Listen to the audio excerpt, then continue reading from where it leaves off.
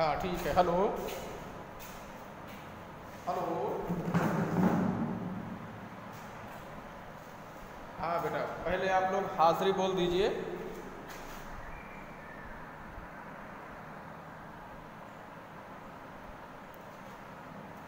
आप लोग हाजिरी बोल दीजिए।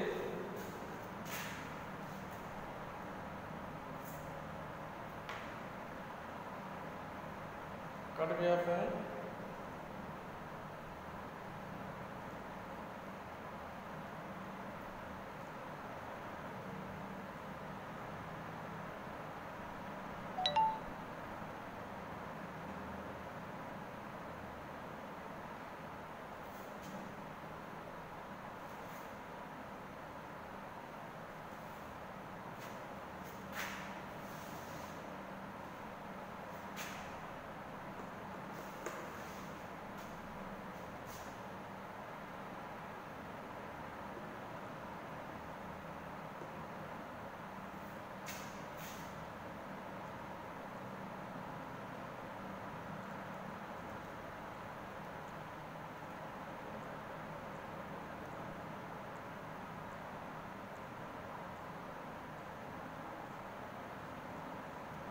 हेलो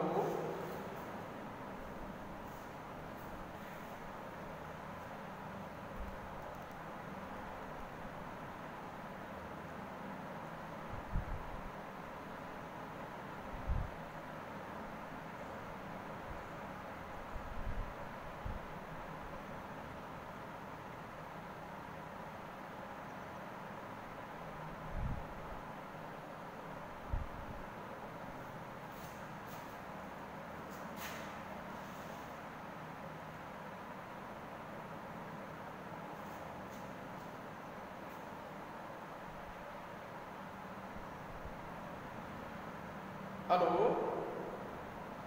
हाँ बेटा, सब लोग लाइन पे हो? ठीक है, हाजिरी बोलो जरा, हाजिरी बोल दो।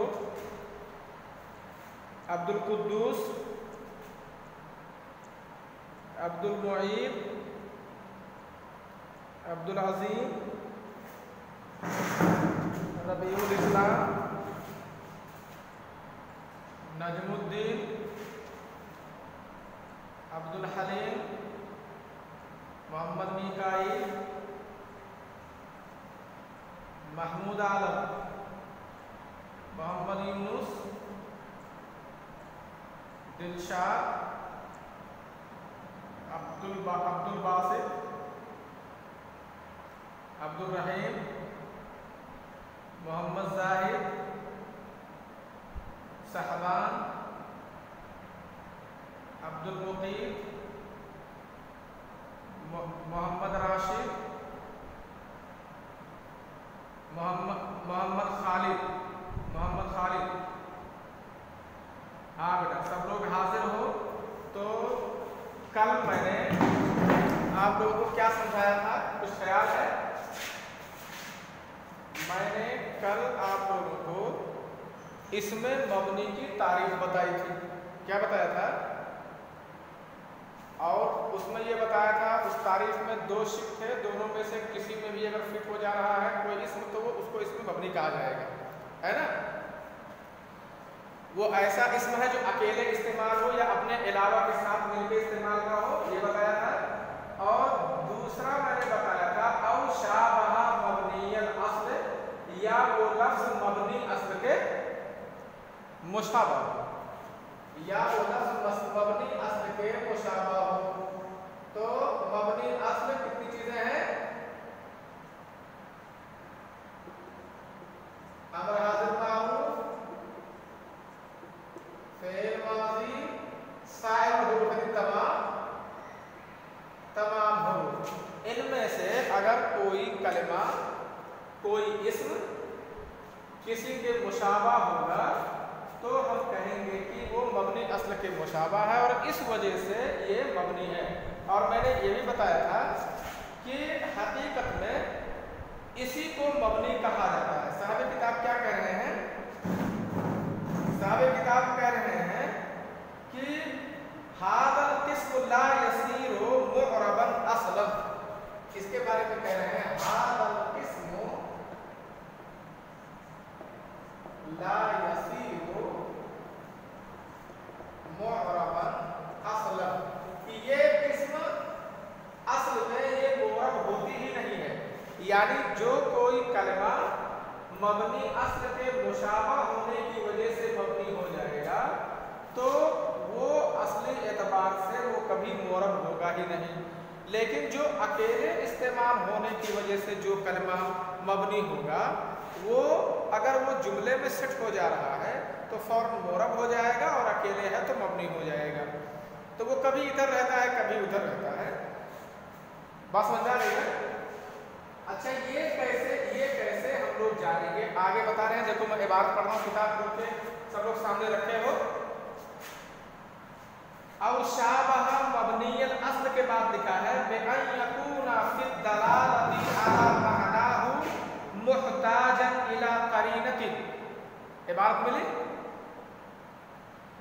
कल इशारति नह हाउलाई व नहविहा औ यकूनु अला अक़ल्ल मिन सलासति अहरुफिन औ तज़म्मना मअना अल हर्फि नहु दा व मन व अहद अशरा इला तिसअत अशरा व हाज़ल क़िस्म ला यसीरु मुअरबन असलन।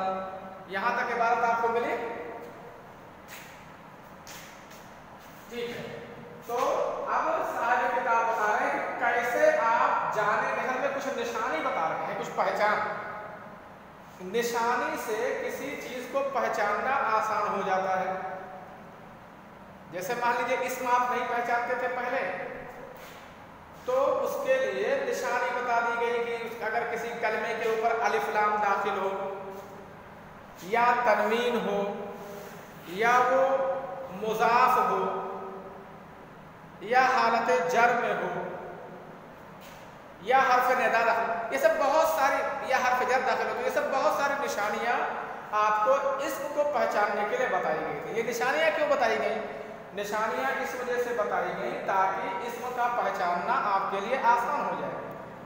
तो ये कैसे हम जानेंगे कि कोई लफ्ज मबनी अस्ल के मुशाबह, तारीफ याद है ना, बिल्कुल क्लियर? हाँ, तारीफ याद है। तो उसमें जो मेन असली है, मेन जो है मबनी है, असली एतबार से जो मबनी है वो इसी शिक में आएगा कि मबनी अस्ल के मुशाबह हो। क्योंकि जो अकेले इस्तेमाल होने की वजह से जो लफ्ज मबनी होता है वो कभी मुअरब हो जाता है, अगर जुमले में आ गया, और अकेले है तो मबनी हो जाता है। इसे आप कैसे पहचानेंगे कि कोई लफ्ज मबनी अस्ल के मुशाबह है? तो साहिब किताब ने उसकी 3 अलामत बताई है। वैसे हम इसकी 8 किस्में जब पढ़ाएंगे, बताएंगे एक एक करके इसके तमाम किस्मों को, मबनी की किस्मों को, तो आपको खुद ही समझ आ जाएगी और समझ जाओगे कि मबनी क्या है और मुअरब क्या है। लेकिन अगर आप उसकी एक निशानी बता दे रहे हैं, अलामत बता दे रहे हैं, ताकि आपको पहचानने में आसानी हो। मबनी अस्ल के मुशाबह अगर कोई इस्म है तो हम जानेंगे कि वो इस्म मबनी है। इसको पहचानने के 3 तरीके हैं, तीनों में से किसी एक में फिट हो जा रहा है। नंबर 1 है बेअन यकूना फि दलालति अला मानाहु मुहताजन इला करीना, अपने माना को बताने के लिए। माना बता, दल्ला अला के माने होते हैं किसी चीज की तरफ रहनुमाई करना। जैसे दुल्लनी अल खैर, मुझे भली बात की तरफ, भली चीज की तरफ रहनुमाई कीजिए। तो ये है कि वो कि अपने माना को बताने में किसी करीने का मुहताज हो। अगर कोई कलमा ऐसा मिलता है जो अपने आप में, कोई इसम ऐसा है जो अपने आप में अपना माना नहीं बता पा रहा है, बल्कि उसका पूरा माना समझने के लिए किसी करीने की जरूरत पड़ती है, तो हम समझ जाएंगे कि ये मबनी अस्ल के मुशाबह है, हर्फ की तरह। जैसे हाउलाए है, हादा है, इसम इशारा है ना? या मान लीजिए जो इसी मौसूल होता है वो अल्लज़ी है। अल्लज़ी इसी मौसूल ऐसा इसम होता है जो बगैर सिला के उसका कोई माना ही नहीं होता है। बगैर सिला लाए हुए उसका माना समझ ही में नहीं आता है। इसका मतलब ये भी अपना माना बतलाने के लिए किसी करीने का मुहताज है। तो पहली चीज जो इसमें बता रहे हैं कि हम कैसे जानेंगे कि कोई लफ्ज मबनी अस्ल के मुशाबह है। उसकी 3 अलामतें बता रहे हैं। तीनों में से किसी एक में अगर सेट हो जा रहा है तो हम समझ जाएंगे कि ये मबनी अस्ल के मुशाबा है। नंबर 1, पहली अलामत उसकी ये है कि अपने माना को बताने में किसी करीने का मोहताज हो। ठीक है ना? जैसे इसमें इशारा और इसमें मौसूल, तो ये अपना माना बताने के लिए क्या ये अकेले अपना माना दे देंगे? इसमें इशारा, इसमें मौसूल नहीं दे पाएंगे। अल्लज़ी के माने जो होता है, अल्लज़ीना जो लोग होते हैं।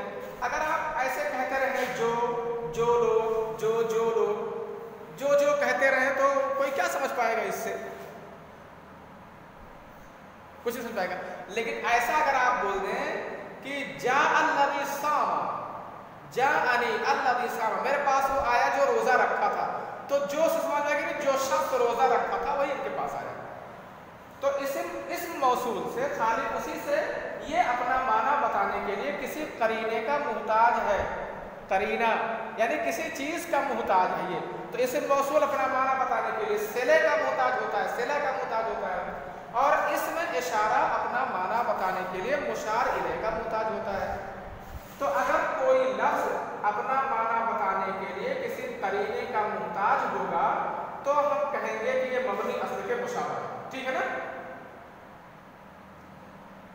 दूसरी अलामत इसकी ये है औ यकून अला अक़ल मिन सलासति अहरुफ, या वो 3 हर्फ से कम हो। कोई इसम आपको मिल रहा है ना, कोई इसम आपको मिल रहा है, वो 3 हर्फ से कम।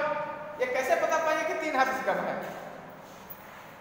भाई उस कलमे के हुरूफ को गिन लेंगे। उस कलमे के हुरूफ को हम गिन लेंगे तो हम समझ जाएंगे कि 3 हर्फ से कम है कि ज्यादा है। तो अगर कोई इसम ऐसा मिलता है जो 3 हर्फ से कम है तो हम ये निशानी देख करके पहचान जाएंगे कि ये मबनी अस्ल के मुशाबा है। जैसे मान लीजिए मन है, क्या है? मन, हुआ, हिया, ज़ा, ये सब क्या है? ज़ा के माने वो, मन के माने कौन, जो भी होता है। हुआ के माने वो, हिया के माने ये मुन्नस के लिए, वो ये मुन्नस के लिए इस्तेमाल होता है, और हुआ मुज़क्कर के लिए ये लफ्ज़। तो आप देख रहे हैं कि 3 हर्फ कम है। तो अगर कोई इसम 3 हर्फ से भी कम मिलता है तो एक निशानी साहिब किताब बता रहे हैं कि ये भी मबनी अस्ल के मुशाबा होने की निशानी है। ठीक है?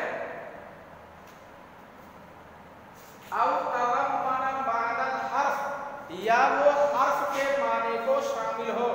हर्फ के माने को शामिल होने का मतलब यह है कि उस कलमे में हर्फ तो ना दिखता हो लेकिन हर्फ का कोई माना हो उसमें। जैसे इसको जरा गौर से सुनो भाई। तीसरी चीज हर्फ, किताब में ये चीज मिली, किताब में ये चीज मिल गई। तो ये है कि हर्फ के माना को शामिल हो, यानी वो कलमा हर्फ के माना को शामिल हो। जैसे अहदा अशरा से लेकर के तिसाता अशरा गिनती है, 11, 12, 13, 14, 15, 16, 17, 18, 19 तक की जो अरबी में गिनतियां हैं ये हर्फ के माने को शामिल हैं, यानी इसमें हर्फ है। कैसे? अहदा अशरा ये 11 कैसे बना है मालूम है? ये 10 और 1 11, 1 और 10 11, इसका असर क्या है? अहदा अशर। ये है अहदुन व अशरुन, अहदा अशर, अहदुन व अशरुन है 1 और 10, तब ना 11 हुआ। अच्छा ये बताओ कि हम ये कैसे जान गए कि अहदा अशरा से लेकर के तिसाता अशरा के बीच में जो मतलब गिनतियां हैं इनमें जो 2 कलमे हैं इनके बीच में वाव, ये कैसे हमको पता लगा? एक बात जानो, ये हमको पता ऐसे लगा कि जितनी भी इकाई और दहाई है, गिनतियां चेक कर लो 11 से लेकर के 100 तक, इकाई और दहाई के बीच में हमेशा वाव लगा हुआ है। हर इकाई और दहाई के बीच में वाव लगा है। जैसे आप 21, 22, 23, 24 है ना, अहदु व इशरून, इसनाने व इशरून, सलासतु व इशरून लगा हुआ है ना। इसी तरह से 31, 32, 33, 34, इसी तरह से 41, 42, 51, 52, 55, इसी तरह से जितनी इकाइयां और दहाइयां हैं आप 11 से लेकर के 100 तक की गिनतियों को चेक कर डालो तो जितनी इकाइयां और दहाइयां हैं सब के बीच में वाव अक्स लगा हुआ है। वाव जो हर्फ है और का माना देता है ये लगा हुआ है। 1 से लेकर के 100 तक की गिनती याद है तुम लोगों को? 1 से लेकर के 100 तक की गिनती याद है आप लोगों को? तो आप जरा एक बार सरसरी निगाह डालो गिनतियों पर, जितनी इकाई और दहाई है 99 तक की जितनी इकाइयां और दहाइयां हैं, क्या सबके बीच में वाव नहीं लगा हुआ है? 20 के बाद देखो, 20 के बाद जितनी इकाइयां और दहाइयां हैं आप देखो कि सबके बीच में क्या लगा हुआ है? वाव लगा हुआ है। तो 11 से लेकर के 19 तक की गिनती भी तो इकाई और दहाई से मिलकर बनी है कि नहीं है? 11 से लेकर के 19 तक की गिनती भी तो इकाई और दहाई से मिलकर बनी है। तो जाहिर है जब सभी इकाइयों और दहाइयों के बीच में वाव लगा है तो 11 से लेकर के 19 तक की जो गिनतियां हैं इनमें इकाई और दहाई है, तो इनमें भी वाव क्यों नहीं जो है लगा है? इसका मतलब यह है कि लगा तो असली एतबार से है लेकिन दिखाई नहीं दे रहा है। अरबों ने तखफीफ के लिए इसको हटा दिया है, वो लोग ऐसा नहीं इस्तेमाल करते हैं। इसका मतलब यह है कि अहदा अशरा से लेकर के तिसाता अशरा तक ये यानी 11, 12, 13, 14, 15, 16, 17, 18, 19 ये सब ऐसी गिनतियां हैं जिसमें हर्फ भी शामिल है, यानी और का माना इसमें है आधा अशरा 1 और 10 तब 11 हुआ। जैसे बोलते हैं अहदु व इश्रून के माने क्या? अहदु व इश्रून के माने क्या बोलेंगे हम लोग? 21 बोलेंगे ना, अहदु व इश्रून, लेकिन तब क्या करेंगे? 1 और 20, 1 और 20 21 हो गया।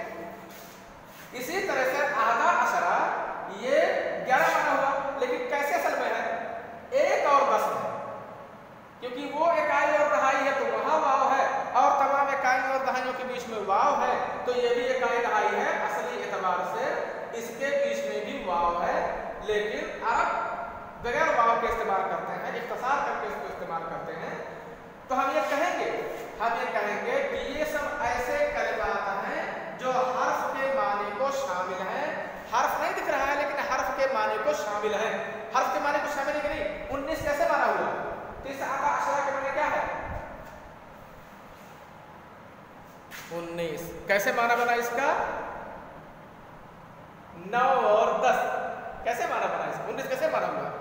9 और 10 तब 19 हुआ, लेकिन यहाँ वाव नहीं दिख रहा है। तो अगर कलिमात ऐसे हैं कि हर्फ के माने को शामिल हैं, यानी उनमें हर्फ है लेकिन दिख नहीं रहा है, तो वो भी हम कहेंगे कि वो मबनी अस्ल के मुशाबा है। उसमें हम क्या कहेंगे? क्या कहेंगे उसमें हम? हाँ, उसमें हम कहेंगे कि ये मबनी अस्ल के मुशाबा है। तो चलिए, मबनी अस्ल के मुशाबा कोई कलमा कैसे होगा, इसके लिए 3 अलामतें बताई जा रही हैं, 3 निशानियां बताई जा रही हैं। पहली निशानी यह है कि अपने माना को बताने के लिए किसी करीने का मुहताज हो, जैसे कि हर्फ मुहताज होता है। दूसरे ये कि देखने में आप गिन लें उस कलमे के हरूफ को तो 3 हर्फ से कम दिखाई देंगे, जैसे मन और दा है, हुआ और हिया है।